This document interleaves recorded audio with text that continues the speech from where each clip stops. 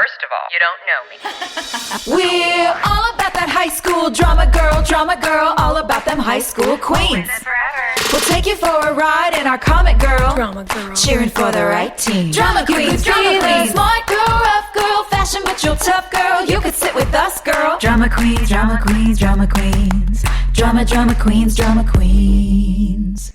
Well, hello, friends. We are back thanks to you all with another Q&A. You really are keeping the good ones coming. I love these. I'm so excited. And I love all the nicknames. Everybody's really taking it seriously now. One of them, this is my favorite right now, Hot Mess Express, because I definitely feel like this is me many days. Oh, absolutely. Do you remember when Snickers did those custom candy wrappers? They literally had one that said Hot Mess, and I bought them every time I saw them at a convenience store.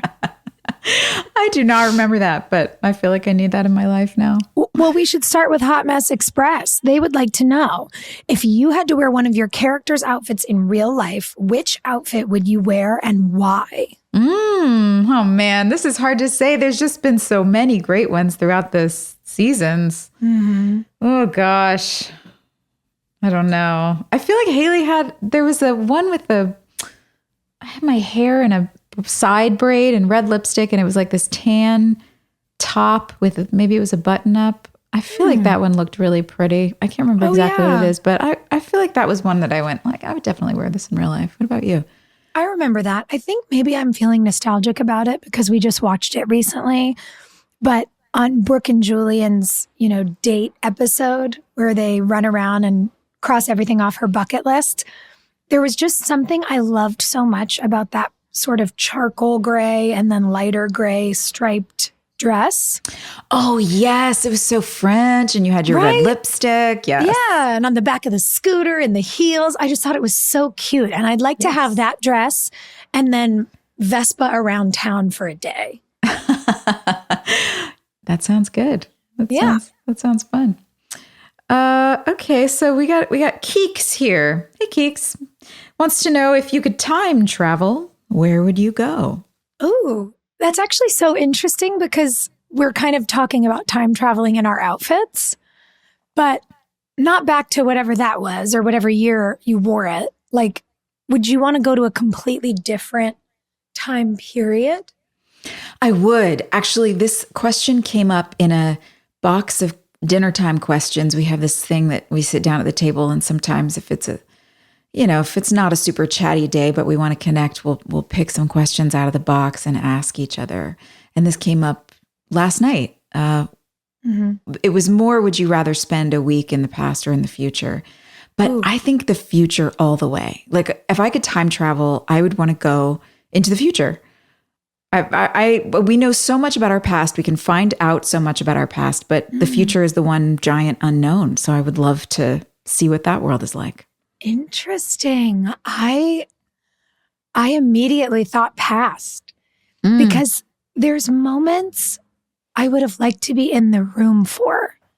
Sure. I think about periods of time that I've read about in, Gloria Steinem's early work, or being able to actually go to the March on Washington and hear Dr. King deliver a speech in real life. To study history is so cool to me, but I think if we've learned anything in our lifetimes, it's that you have to make sure you're learning history, not just the history certain people want you to learn. Sure. And I think it would be so profound to be able to go back and see some of these historic moments with your own eyeballs and hear those words with your own ears. I would love it. That would be really cool. That's so fun.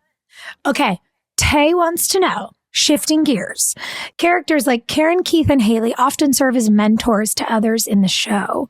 Who is someone in your life that made an impact in mentoring you? And what were some of the biggest things you gained from that?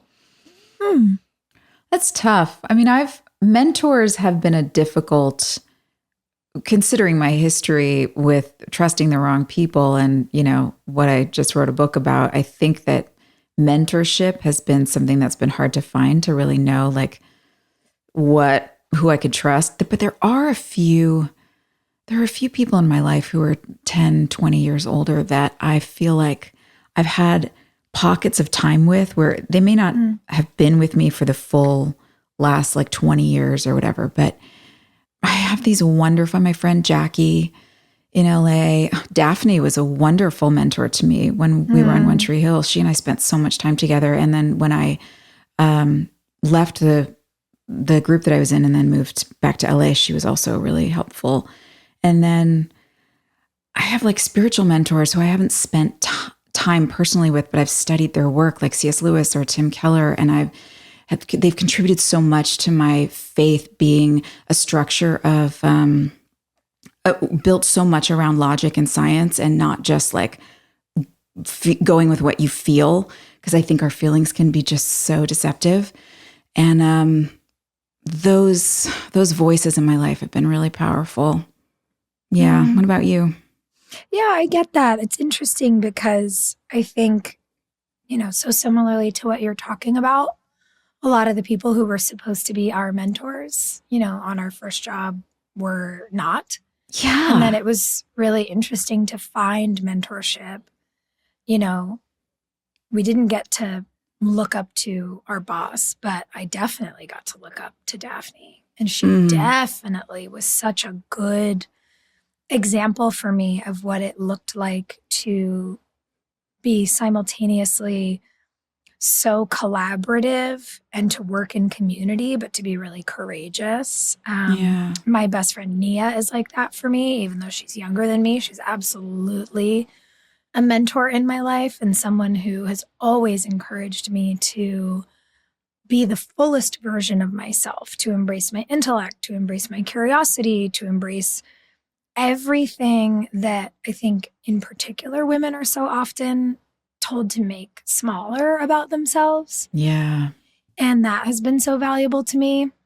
And then I have mentors that are younger friends. Like my friend Dylan Mulvaney is 26 years old, and she is one of the most courageous and exceptional people I know who has had some of the hardest kind of lot in life in terms of what the world wants to mirror back to her just for being the joyful person that she is. And yet she is the funniest, lightest, most comedic songbird, always has a Broadway song going. Like I've never met a more joyful human. And she really reminds me that no matter what it feels like we're up against and no matter what our community is up against, you can absolutely find your joy every single day if you choose it. And I think that's really such a gift.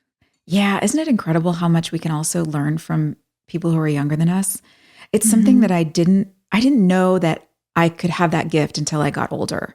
I really thought like, in my 30s, I was just looking for people that were older than me that I could get advice from. And it just didn't occur to me to look at someone in their 20s or 30s now, and while I'm in my 40s, and go, oh man, there's just so much to learn everywhere, in every corner, no matter where you look. If you're curious and open, you really can learn so much. I love that. Yeah, I think it's so special. Khloe, not Kardashian, is kind of in the same vein, but not exactly. But we'll stay here. Your characters on the show have taught so many lessons to the fans, but have you ever learned something from your own character or another character on the show?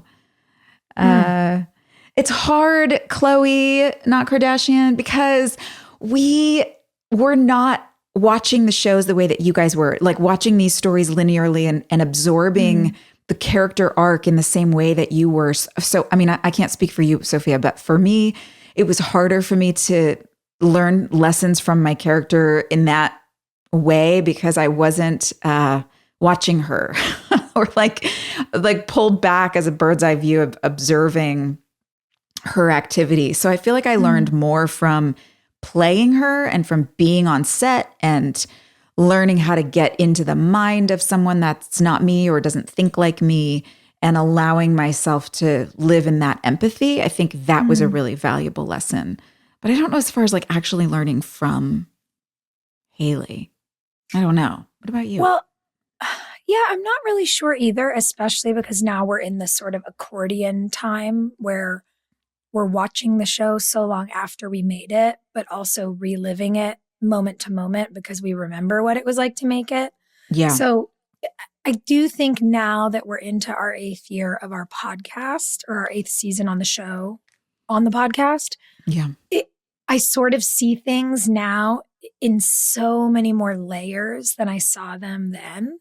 But something that I really do want to take from Brooke, I think there were periods where her boldness encouraged mine, where my boldness could encourage hers. One of the things that I love that is not my natural inclination is to not give a shit what anybody thinks of me. And Brooke Davis just doesn't. She's like not bothered. She knows who she is. She's going to be who she is. I struggle with that. And I think especially, caring about community and caring about people and caring about social safety nets and the ways that I think we should show up for each other, it can be so hard to not feel understood or shown up for, or I don't know, to be judged, which I think is a human inclination. But every once in a while when I'm in, some sort of a spiral or I'm in a moment of self-doubt and then we watch an episode of the show, I'm like, what would Brooke Davis do?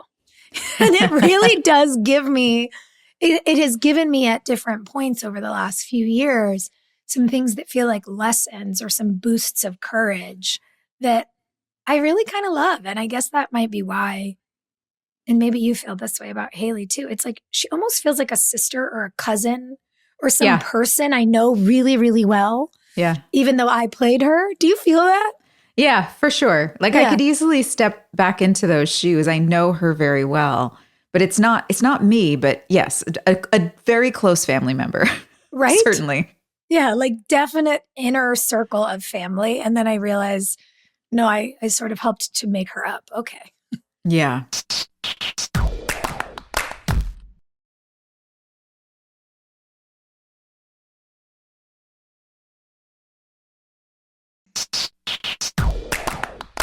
Ooh, Levi wants to know, what is the last movie or TV show that made you emotional and why?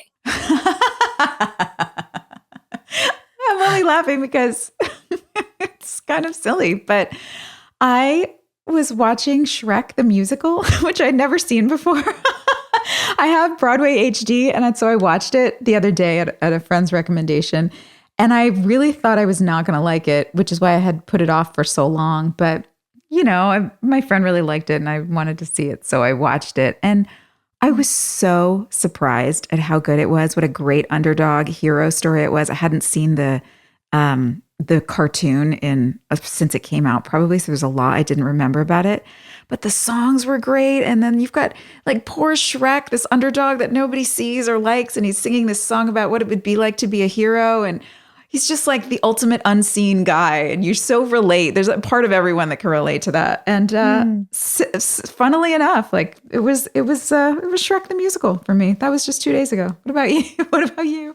This is actually hilarious because mine also has to do with a big green animated character. What? Yeah, we were just watching The Good Dinosaur. Oh, right. And that movie is so beautiful and so sweet. And this little dinosaur, trying to find his courage, just sent me. And I was like, oh, the little ones in the room aren't crying, but I am. It's so special. Really sweet. Yeah, I love okay, it. Tara is giving us some rapid fire, so I'll throw them out. Okay. Text or voice memo? Oh, text. Voice memo. Oh my God. When someone sends me a voice memo and I'm like, I don't have 3 minutes and 34 seconds to listen to this. Like, just tell me what it is. What is it? Or call me. Drives me crazy. Wow, that's funny. I love sending a voice text, or voice memo, but I don't love receiving them. I get it. There's only a few people in my life who I actually want to sit and listen to their voice, and it's soothing, and I really enjoy it. But it's not many. But wouldn't you rather do this? I would rather FaceTime you and see your face and hear what you have to say. Yeah. than like have to hold my phone up and try to get the screen to not lock when it's halfway through the voice memo. I'm like, who made this decision? This was a bad choice. I just hate texting. My thumbs get tired.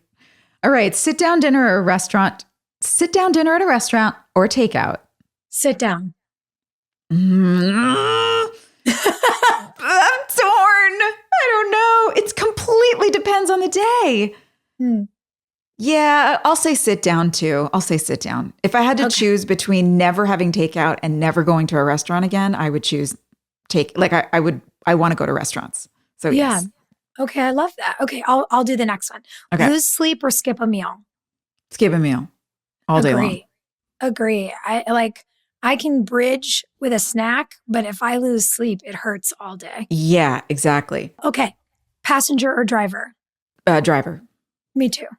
Very rarely do I want it. Sometimes I get tired of driving if it's a long trip or something. But no, I just want to drive. I get car sick though. Do you get car sick? Yeah, that's part of the reason I think I like to drive so much, because I don't get car sick if I'm driving.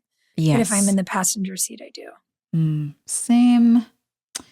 What is something that's trending right now that you don't understand? I do not know what's trending anywhere, I promise. So maybe I'm not the right person to ask this question to.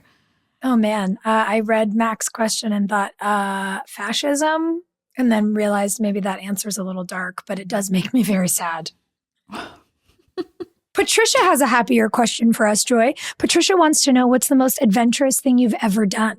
Oh, the most adventurous thing I've ever done? Oh, I could go so many different directions with this. Having a child? I mean, what a wild adventure. That's so crazy. Like growing a human and then raising it and then like sending her out into the world soon. Crazy. I don't know what else. Like in terms of going somewhere, like. Yeah, sure. I feel like I've had a lot of adventures in life. I don't find any of them to be the most, I don't know. I got to think about it for a second. I don't know. That's okay. I think there's so many categories of adventure. I mean, the first thing that came to mind when I read the question was falling in love. It's the most insane, amazing thing you can do. Then I thought, well, maybe that's too emotional, but you gave a good emotional answer. So I figured I'd meet you there. Then I was like, oh, if it's an adventure, like a place, probably flying to the tip of Patagonia to hike Torres del Paine with one of my best friends. That was absolutely insane. We were woefully underprepared for that hike, but we lived barely. And I loved every minute of it, including the last hour coming back in the dark in the rain. And then I also sort of think what we do for a living requires such a sense of adventure, because at any moment you'll just be told to pack up and move somewhere you've never been and make it your home and make all these new people on a set, people you communicate with the best out of anyone. And it's like a completely insane thing we do. And it's also so great. So I think that's adventurous. That's true. Right? Get on board with that. Yes, absolutely. Yeah.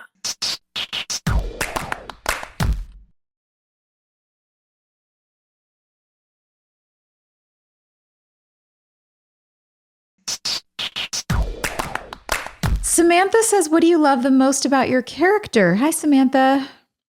Oh, I don't know. I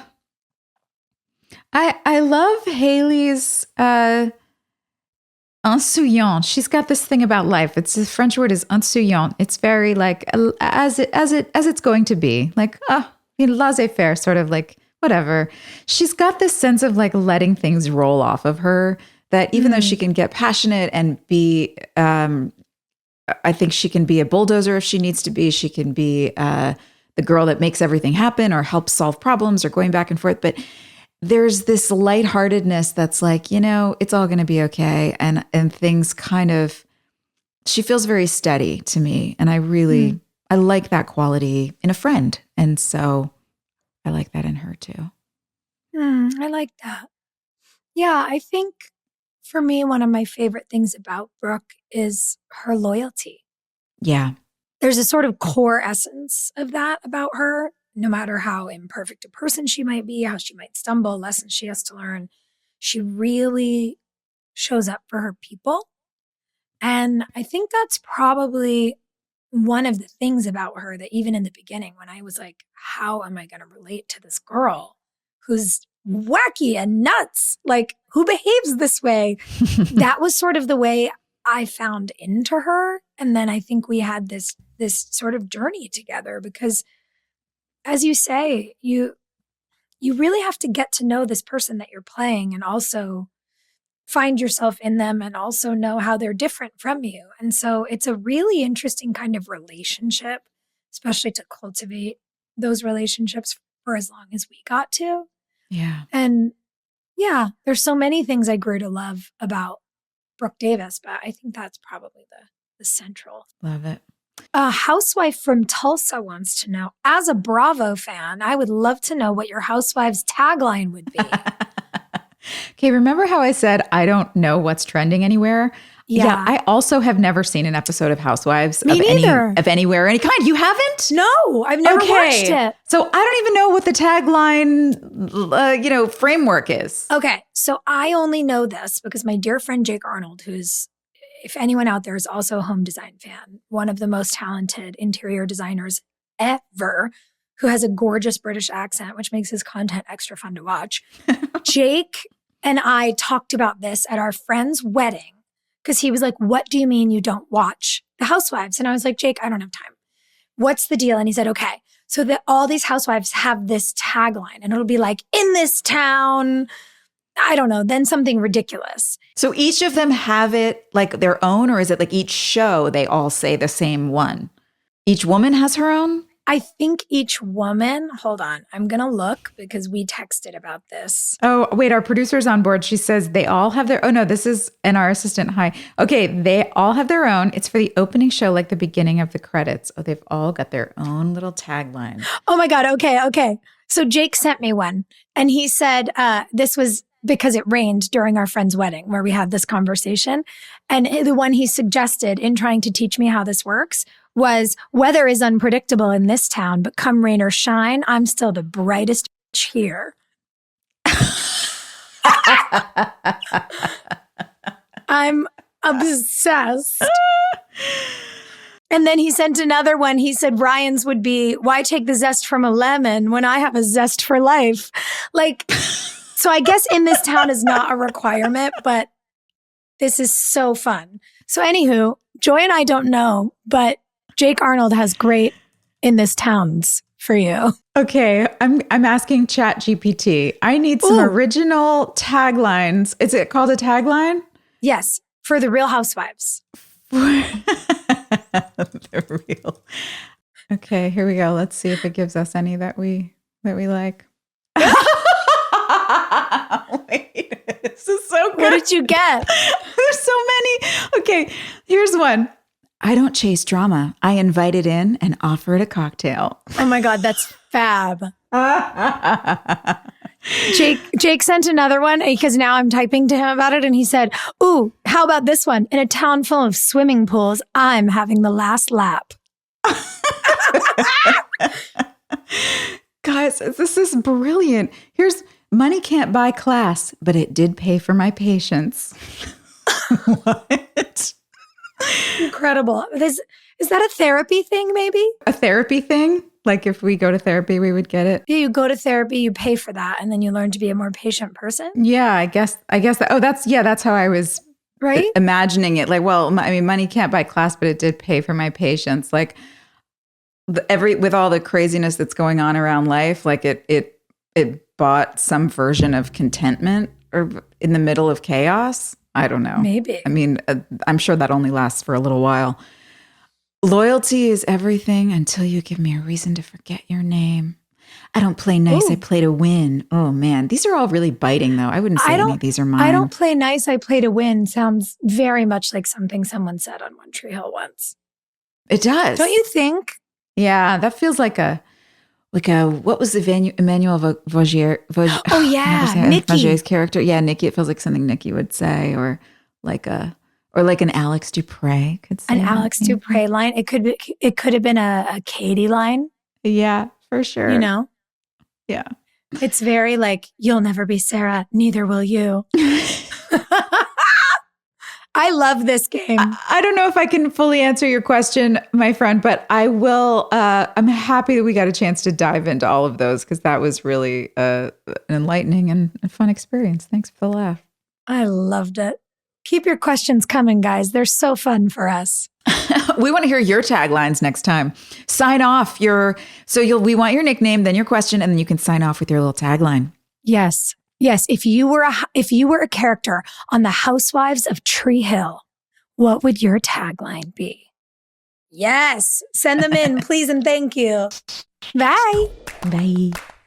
Hey, thanks for listening. Don't forget to leave us a review. You can also follow us on Instagram at DramaQueensOTH. Or email us at dramaqueens@iheartradio.com. See you next time. We're all about that high school drama girl, all about them high school queens. We'll take you for a ride in our comic girl, cheering for the right team.